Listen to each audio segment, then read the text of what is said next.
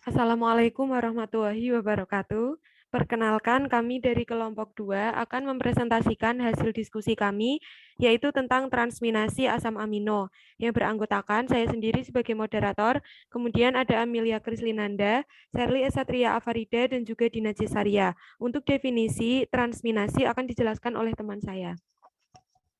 Definisi transminasi yaitu proses pemindahan gugus amino. Definisi transminasi yaitu proses pemindahan gugus amino atau NH2 dari suatu asam amino ke senyawa lain, biasanya asam keto, sehingga terbentuk asam amino lagi yang berbeda dari asam amino pertama. Kemudian alur metabolisme. Gugus-gugus amino dilepaskan menjadi ion amonium atau NH4+, yang selanjutnya masuk ke dalam siklus urea di hati. Dalam siklus ini dihasilkan urea yang selanjutnya dibuang melalui ginjal berupa urin. Proses yang terjadi di dalam siklus urea ini digambarkan terdiri atas beberapa tahap, yaitu yang pertama, peran enzim karbamoil fosfat sintase 1.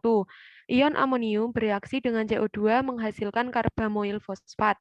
Dalam reaksi ini diperlukan energi dari ATP. Kemudian yang kedua, peran enzim ornitin transkarbamoilase. Karbamoil fosfat bereaksi dengan lornitin, menghasilkan L-citrulin dan gugus fosfat. Kemudian yang ketiga, peran enzim argininosuksinat sintase. L-citrulin bereaksi dengan L-aspartat menghasilkan L-argininosuksinat. Reaksi ini membutuhkan energi dari ATP. Yang keempat, peran enzim argininosuksinat liase. L-argininosuksinat dipecah menjadi fumarat dan L-arginin. Dan yang terakhir, peran enzim arginase. Penambahan H2O terhadap L-arginin akan menghasilkan ornitin dan urea. Selanjutnya adalah enzim yang terlibat dan fungsinya. Protein yang terkandung dalam makanan yang dikonsumsi akan mengalami proses pencernaan atau pemecahan hidrolisis oleh enzim protease di dalam saluran pencernaan atau lambung dan usus halus menjadi unit-unit penyusunnya, yaitu asam-asam amino. Yang kedua, protein makanan yang dikonsumsi pertama akan dicerna di dalam lambung atau perut oleh enzim pepsin. Yang ketiga, aksi proteolitik cairan pankreas dilakukan oleh enzim tripsin dan chymotrypsin yang menghidrolisis protein, proteosa, dan pepton yang berasal dari lambung menjadi polipeptida, kemudian dipecah lebih lanjut oleh karboksipeptidase. Kemudian reaksi yang terjadi pada masing-masing tahapan metabolisme. Ada dua tahap pelepasan gugus amin dari asam amino, yaitu 1. Transminasi. Enzim aminotransferase memindahkan amin kepada alfa ketoglutarat menghasilkan glutamat atau kepada oksaloasetat menghasilkan asparat.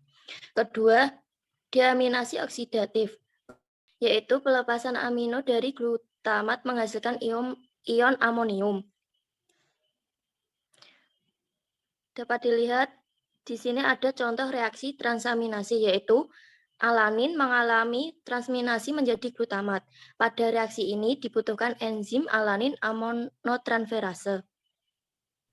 Yang kedua yaitu contoh dari reaksi deaminasi oksidatif.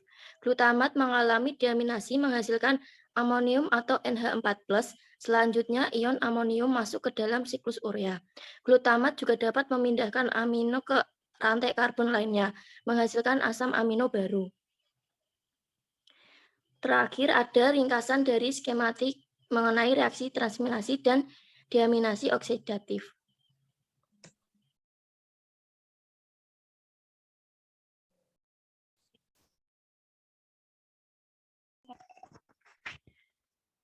Cukup sekian yang dapat kami sampaikan. Apabila ada salah kata, kami mohon maaf. Terima kasih. Wassalamualaikum warahmatullahi wabarakatuh.